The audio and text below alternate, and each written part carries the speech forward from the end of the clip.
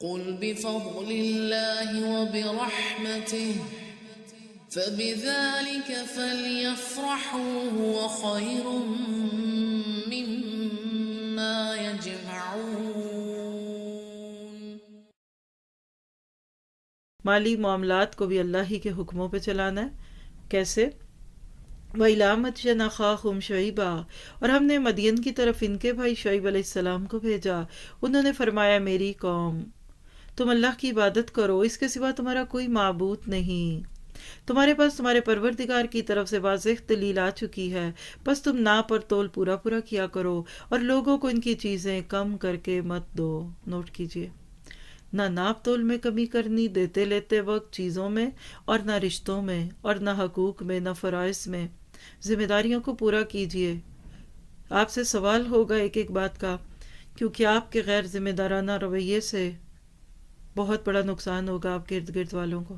یاد رکھیے جب ذمہ داران غیر ذمہ دار بن جائیں تو اس کا نقصان پورے علاقے کو ہوتا۔ اور وہ زمین میں اس کے بعد کہ اس کی درستی کر دی گئی فساد مت پھیلاؤ، یہ تمہارے لیے نافع ہے اگر تم تصدیق کرو، اور تم سڑکوں پر اس غرض سے مت بیٹھا کرو کہ اللہ پر ایمان لانے والوں کو دھمکیاں دو اور اللہ کی راہ سے روکو، اور اس میں کجی تلاش کرنے میں لگے رہو۔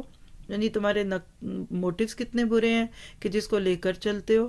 اور اس حالت کو یاد کرو جب تم کم تھے، پھر اللہ نے تم کو زیادہ کر دیا، اور دیکھو کہ کیسا انجام ہوا فساد کرنے والوں کا۔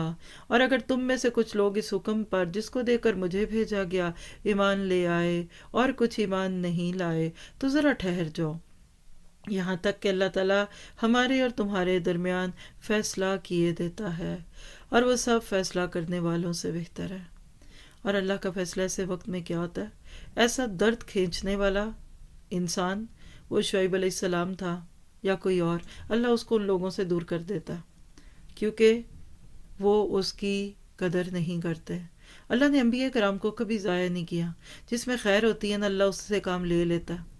ایک جگہ کے لوگ نہیں لیں گے اللہ اس کو دوسری جگہ لے جائے گا، لیکن اصل بات یہ ہے کہ محرومی اس کی ہے کہ جس کو کوئی ذمہ داری ملے اور وہ اس کے اوپر اپنے آپ کو دل جان کے ساتھ کھپا نہ دے۔